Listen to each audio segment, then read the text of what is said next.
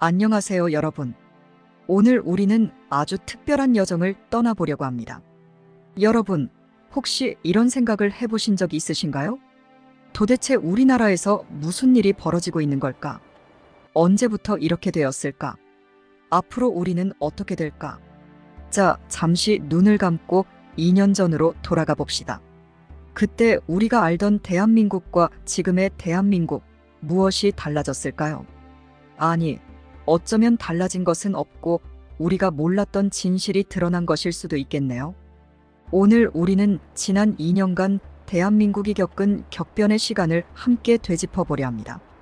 그리고 그 과정에서 우리가 몰랐던 혹은 알고도 외면했던 우리 사회의 민낯을 마주하게 될 것입니다. 준비되셨나요? 그럼 시작해 볼까요? 윤석열 정부의 탄생 우연인가, 필연인가? 윤석열 정부의 탄생, 과연 우연일까요? 필연일까요? 이 질문으로 우리의 여정을 시작해 보겠습니다.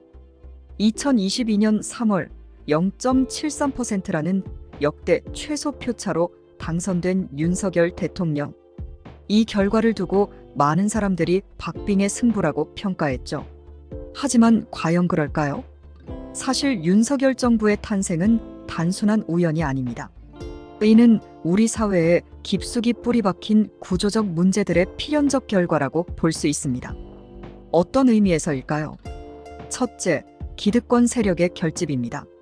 검찰 출신 대통령 후보라는 점에서 윤석열은 기존 권력 구조를 유지하고자 하는 세력들의 지지를 받았습니다. 둘째, 양극화된 사회 갈등의 표출입니다. 세대 간, 지역 간, 이념 간 갈등이 극대화된 상황에서 윤석열은 이른바 공정과 법치를 내세워 한 축의 지지를 얻어냈죠. 셋째, 미디어의 역할입니다. 주요 언론들의 편향적 보도가 여론 형성에 큰 영향을 미쳤다는 점을 간과할 수 없습니다. 그렇다면 우리는 이 결과를 어떻게 받아들여야 할까요? 라는 의문이 들 수 있겠네요. 이에 대한 답은 간단하지 않습니다. 하지만 분명한 것은 이 결과가 우리 사회의 현주소를 적나라하게 보여주고 있다는 점입니다. 우리는 이를 통해 우리 사회의 민낯을 마주하게 된 것이죠. 언론의 민낯 진실을 전하는 자인가, 권력의 나팔수인가? 여러분, 혹시 제4부라는 말을 들어보셨나요?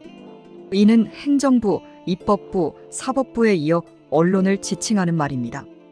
그만큼 언론의 역할이 중요하다는 뜻이죠. 하지만 과연 우리나라의 언론이 그 역할을 제대로 하고 있을까요? 지난 2년간 우리는 언론의 민낯을 여실히 보게 되었습니다. 편향적인 보도, 사실 확인 없는 속보, 경쟁, 권력에 대한 비판 기능 상실 등 언론의 문제점들이 적나라하게 드러났죠. 특히 주목할 만한 것은 소위 주류 언론들의 행태입니다. 이들은 종종 권력의 나팔수 역할을 자처하며 비판적 시각이 필요한 사안들을 단순히 전달하는 데 그치거나 심지어는 왜곡하기도 했습니다. 그렇다면 우리는 어떤 언론을 믿어야 할까요? 라는 질문이 자연스럽게 떠오르실 겁니다. 답은 어떤 특정 언론이 아니라 다양한 언론을 접해야 한다는 것입니다. 한 가지 관점에 고착되지 않고 여러 시각을 비교해보며 스스로 판단하는 능력을 기르는 것이 중요합니다. 또한 최근 부상하고 있는 독립 언론과 시민 저널리즘에도 주목할 필요가 있습니다. 이들은 기존 언론이 다루지 않는 사각지대를 파고들며 새로운 시각을 제공하고 있죠. 권력기관의 변질 국민을 위한 기관인가, 권력을 위한 기관인가? 이제 우리의 시선을 권력기관으로 돌려봅시다. 검찰, 경찰, 국정원 등 권력기관들은 본래 국민의 안전과 권리를 지키기 위해 존재합니다. 하지만 과연 그 본분을 다하고 있을까요? 지난 2년간 우리는 권력기관들이 어떻게 권력의 도구로 전락하는지를 목격했습니다. 특히 검찰의 경우 전 정권에서 추진된 검찰개혁에 대한 반발로 정치에 깊숙이 개입하는 모습을 보였죠. 그렇다면 이런 권력기관들을 어떻게 개혁해야 할까요? 라는 의문이 들 수 있겠네요. 이에 대한 해답은 견제와 균형에 있습니다.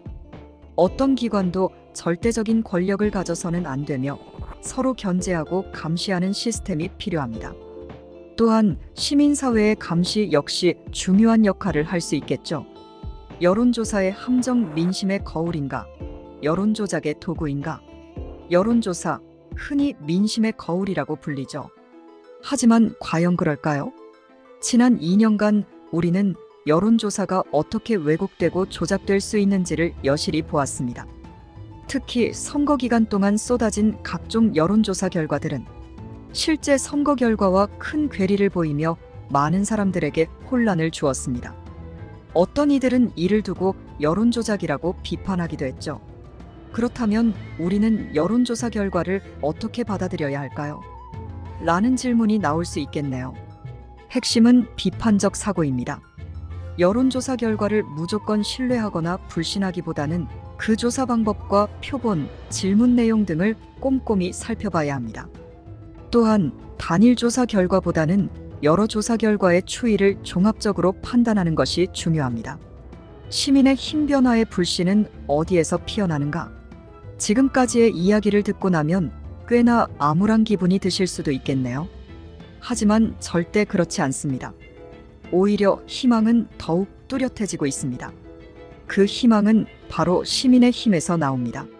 지난 2년간 우리는 수많은 시민들이 자발적으로 나서서 사회 문제에 목소리를 내고 변화를 이끌어내는 모습을 보았습니다. 온라인에서의 팩트체크 운동, 오프라인에서의 평화로운 시위, 그리고 일상에서의 작은 실천들. 이 모든 것들이 모여 큰 변화의 물결을 만들어내고 있는 것입니다. 그렇다면 우리는 앞으로 어떻게 해야 할까요? 라는 질문으로 우리의 여정을 마무리 지어보겠습니다. 답은 간단합니다. 깨어있는 시민이 되는 것입니다. 주변에서 일어나는 일들에 관심을 갖고 비판적으로 사고하며 필요할 때 목소리를 내는 것. 이것이 바로 우리가 할 수 있는 그리고 해야 하는 일입니다. 자, 이제 우리의 여정이 끝나갑니다. 지난 2년간 우리는 많은 것을 보고 듣고 느꼈습니다. 그리고 그 과정에서 우리는 조금 더 성장했습니다. 앞으로의 2년, 5년, 10년은 어떤 모습일까요? 그것은 전적으로 우리에게 달려 있습니다. 우리가 얼마나 깨어있는 시민으로 살아가느냐에 따라 우리의 미래는 얼마든지 달라질 수 있습니다. 여러분, 이제 우리 함께 힘을 모아 더 나은 대한민국을 만들어갈 준비가 되셨나요? 그럼 지금부터 시작해 봅시다. 감사합니다.